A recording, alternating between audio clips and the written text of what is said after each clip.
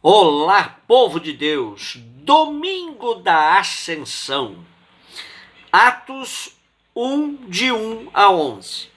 Depois de percorrermos o livro dos Atos durante todo esse tempo pascal, voltamos ao seu início para entendermos melhor o sentido da festa de hoje, a Ascensão do Senhor. Já dissemos que o Evangelho de Lucas e Atos dos Apóstolos se configuram numa obra em 2 tomos.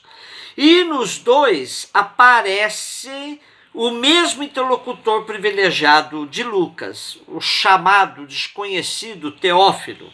Não se sabe se era um ilustre da época ou se o nome é apenas simbólico, amigo de Deus. Portanto, esse segundo significado serve como um convite a todos os amigos de Deus para que conheçam mais a fundo os acontecimentos que envolvem a vida de Jesus no Evangelho e os primórdios da Igreja nos Atos dos Apóstolos. Nosso trecho de hoje apresenta de maneira sintética o que foi detalhado no Evangelho. Tudo o que Jesus fez e ensinou desde o começo até o dia em que foi levado para o céu, depois de ter dado instruções pelo Espírito Santo aos apóstolos que tinha escolhido. Foi a eles que Jesus se mostrou vivo depois de sua paixão. E depois Lucas acrescenta que essas aparições de Jesus ressuscitado aconteceram por 40 dias. Lembremos-nos de que 40 dias é bastante simbólico na Bíblia.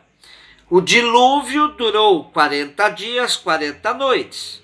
Moisés recolheu-se no monte, 40 dias, 40 noites. Peregrinou com o povo israelita pelo deserto, 40 anos.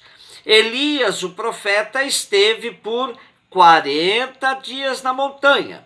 E o próprio Jesus, antes de iniciar seu ministério, jejuou por 40 dias, 40 noites. Tudo indica que é um tempo clássico de aprendizado, tempo para assimilar algo importante na vida. Dentro do esquema traçado por Lucas, Jerusalém tem uma importância especial e é por isso que aí Jesus diz para os apóstolos que eles não devem se afastar de Jerusalém até que a promessa do Pai se cumpra.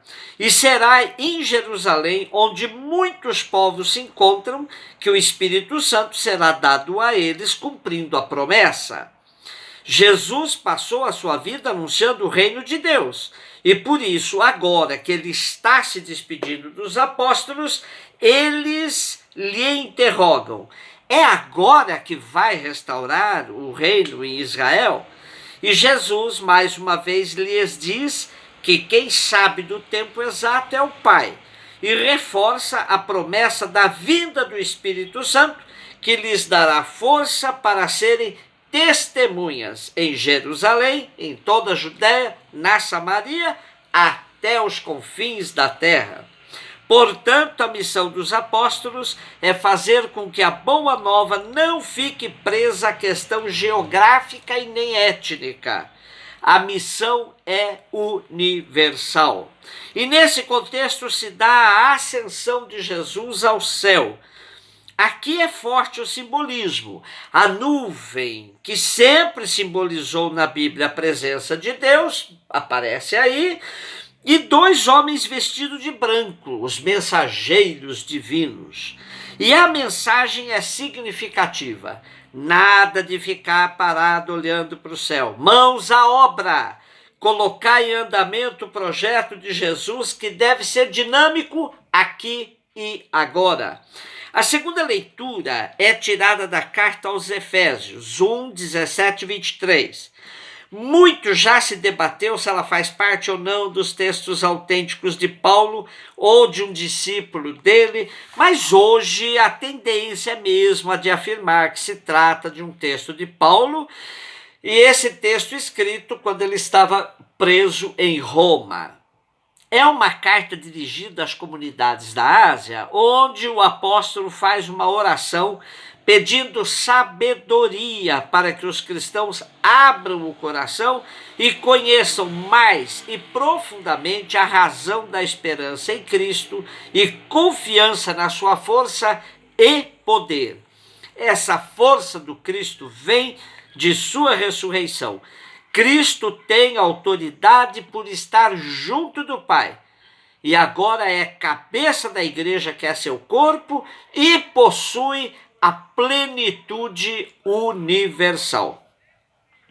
A mensagem de que aquilo que Cristo deixou tem força universal, já vimos no mandato da primeira leitura, que ela deverá alcançar até os confins da terra.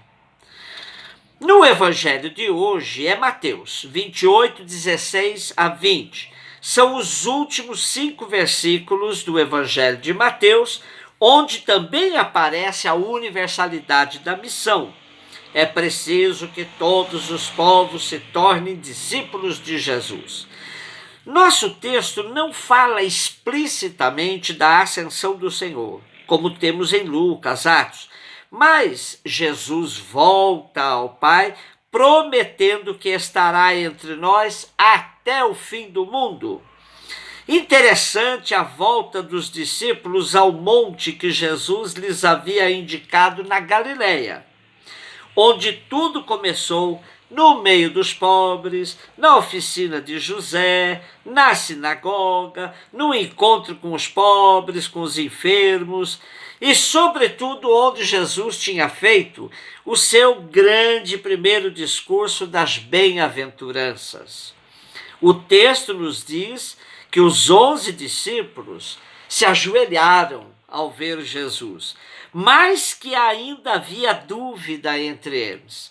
Essa dúvida que sempre acompanhou os primeiros e que muitas vezes aparece entre nós. Creio, Senhor, mas aumentai minha fé. Nós vamos sempre repetir isso. A autoridade de Jesus descrita na carta aos Efésios aparece aqui para legitimar o mandato missionário. Toda autoridade me foi dada no céu e sobre a terra. Portanto, ide e fazei discípulos meus todos os povos. O batismo em nome da Trindade é explícito e até hoje é fundamental para que reconheçamos a validade de qualquer batizado. Tem que ser realizado em nome do Pai e do Filho e do Espírito Santo. E com o batismo, nós somos mergulhados na comunhão trinitária e nos tornamos discípulos e missionários do reino anunciado por Jesus. Ele ordena que o anúncio de sua mensagem seja pleno, ou seja, não cabe a nós selecionarmos da vida de Jesus somente o que nos interessa, mas é para observar tudo o que ele ordenou. Portanto, qualquer espiritualidade seletiva, ou seja, que anuncie somente o Jesus histórico ou somente o Cristo da glória, não se configura verdadeiramente numa espiritualidade autêntica. Por isso, Jesus já nos havia alertado que nem todo aquele que vive dizendo Senhor, Senhor, entrará no reino do céu, mas somente o que pratica a vontade do Pai. E nesse dia da ascensão, nós temos a mensagem mais confortadora possível no último versículo do Evangelho de Mateus.